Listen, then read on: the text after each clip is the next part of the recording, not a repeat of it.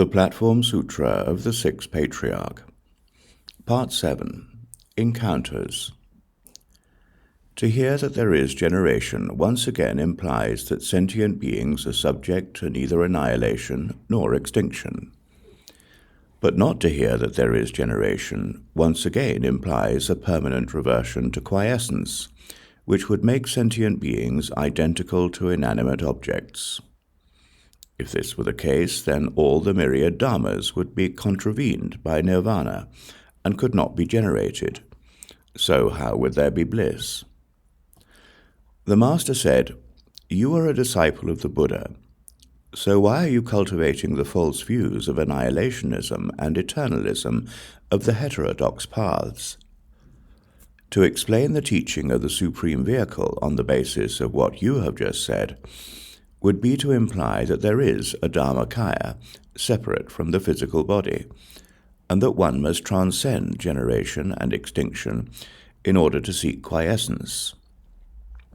Furthermore, you have argued from the Nirvana Sutra's doctrine of permanence and bliss that there is a body that experiences the functions, but this doctrine was preached on behalf of sentient beings who poignantly grasp onto samsara and are shamefully attached to worldly pleasures.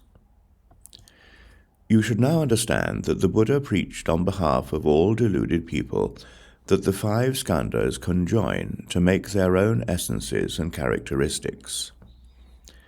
Sentient beings discriminate all the dharmas as external sensory characteristics, taking generation as good and extinction as bad, and being swept along moment after moment. They do not understand that the dreamlike phantasmagoria are false, and they pointlessly and crazily experience samsara.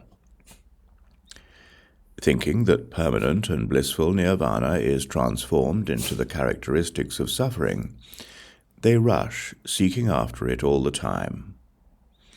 Taking pity on such people, the Buddha indicated the true blissfulness of nirvana. If, even for an instant, there is no characteristic of generation, and if, even for an instant, there is no characteristic of extinction, then there will be no generation and extinction that can be extinguished. This is to have quiescence right there.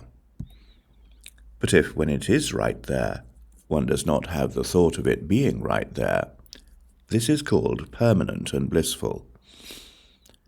This bliss is not experienced, and it is not experienced. How can there be the categories of one essence and 5 functions, and how could one possibly speak of nirvana contravening the myriad dharmas and rendering them permanently ungenerated? This is to revile the Buddha and destroy the Dharma. Listen to my verse.